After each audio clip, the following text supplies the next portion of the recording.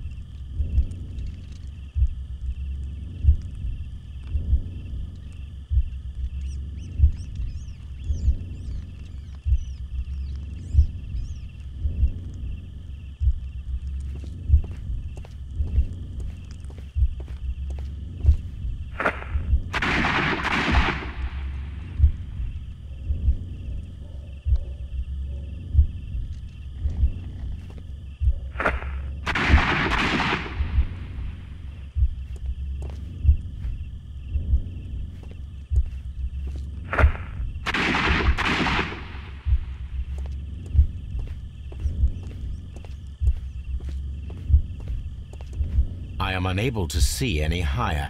I need to find something to lift my lamp.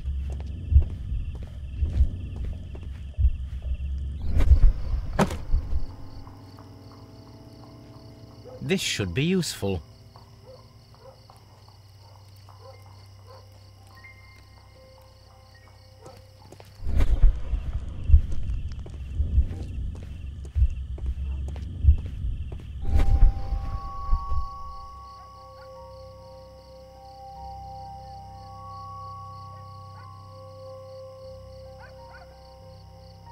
This is most definitely a bullet hole. The brick cracks are fresh. Watson, there was a third shot fired in this street.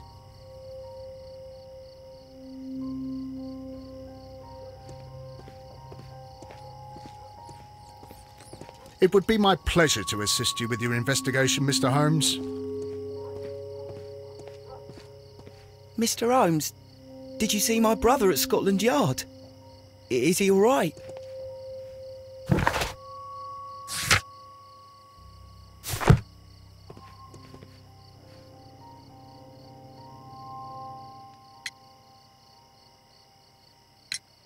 Mr. Turner, you have stated that you remained close by your window after the crime, is that correct? Oh, yes, Mr. Holmes. I stayed at my window until the policeman arrived to examine the dead bodies.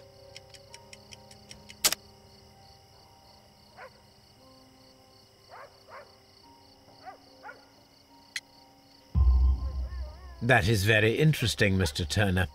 Constable Marrow stated that he did not see anyone at the window when he was running through Half Moon Street. Well, I think Constable Marrow and me, we might have been distracted by the whistles and shouts coming from Whitechapel. We could have missed each other somehow. You understand what I mean? It was a bit of a stressful moment, to tell you the truth, sir. Allow me to form my own theories, Mr. Turner. Would you mind showing me the view that you had from your window? Not at all, Mr. Holmes. Please, follow me. Mr. Turner appears to live very modestly.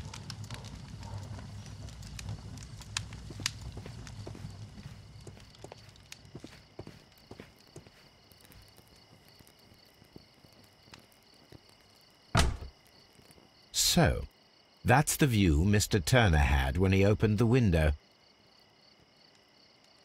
The dead body of Kenneth Butler. Brian Vercotti's contorted corpse.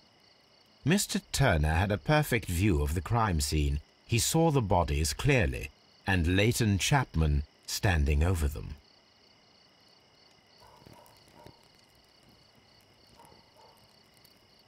Anything else you would like to know, Mr. Holmes?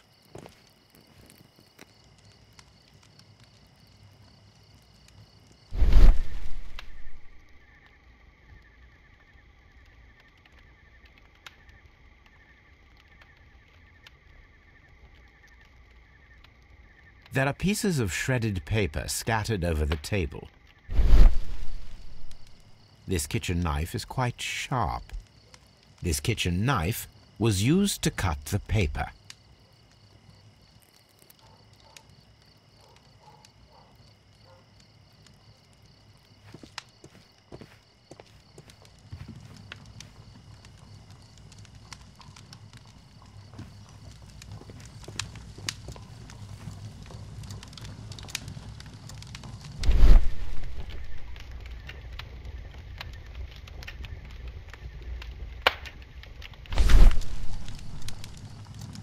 The papers are almost entirely burned.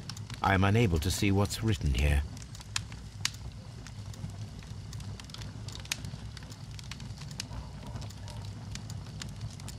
These words are illegible.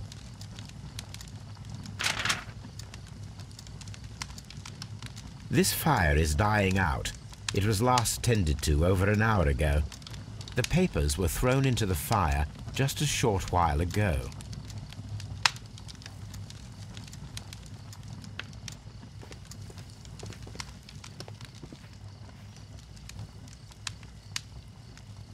The books on this shelf are in a mess. It looks as though Mr. Turner was trying to find something in a hurry here a short while ago.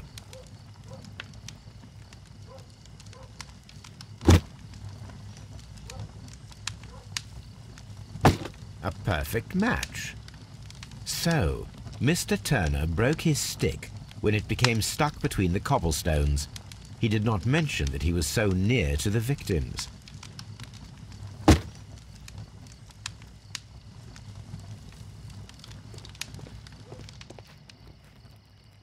Mr. Turner was roused from his bed by the sound of gunshots.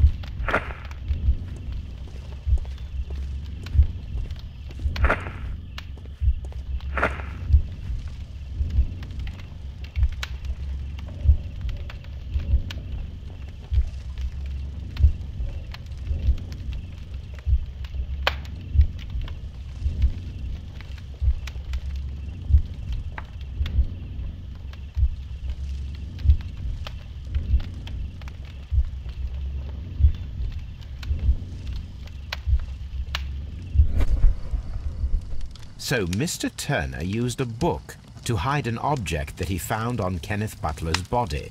The question is, what did he find?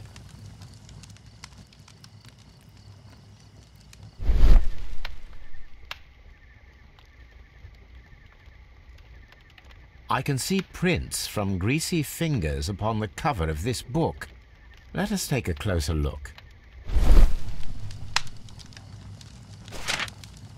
Well now, what a find!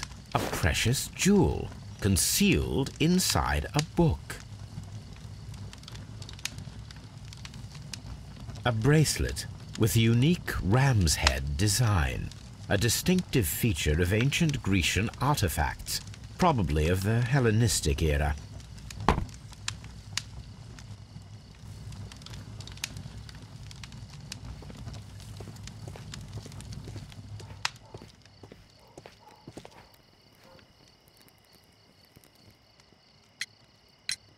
Mr. Turner, how would it be possible for a man of advanced years, such as yourself, to rush from his bed to the window in a matter of seconds, as you have stated?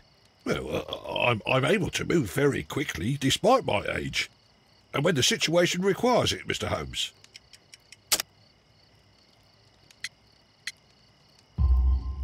I highly doubt that, Mr. Turner. I observe that you suffer a severe limp due to your injured right leg. It would have taken at least 10 seconds for you to approach the window. That means you could have easily missed something or someone in Half Moon Street during that time. You're right, Mr. Holmes. I could have missed something. But it did seem to me that everything happened so quickly. Time can pull tricks on you. And what of everything else that you told us? Mr. Turner, it is vital that we have your complete and true statement. Mr. Holmes, I do assure you that the other things I said were most sincere.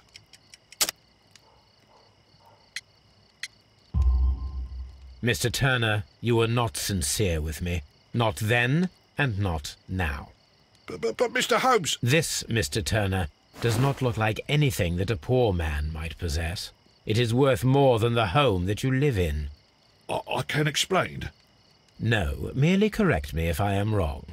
You saw Leighton Chapman through the window, but you also noticed a glittering object on the ground, this precious jewel.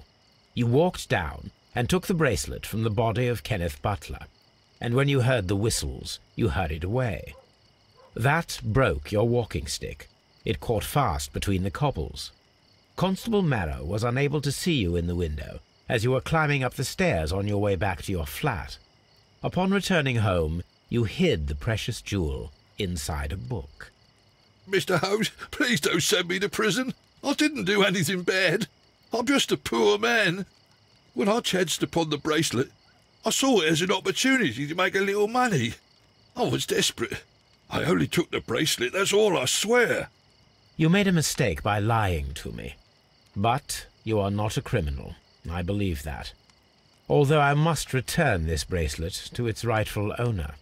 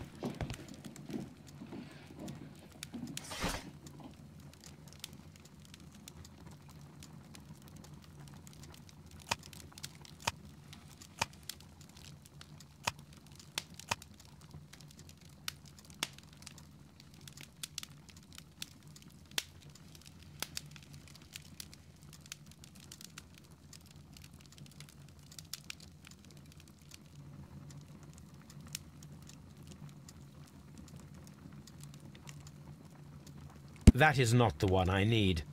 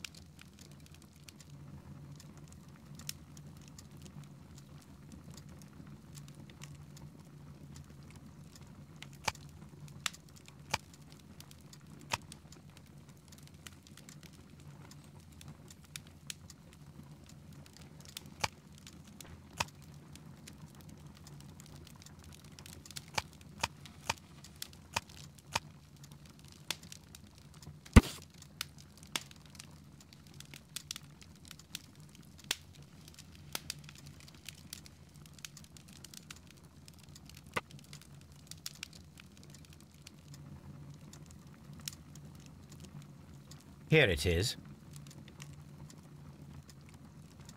I need to continue my research in my archives.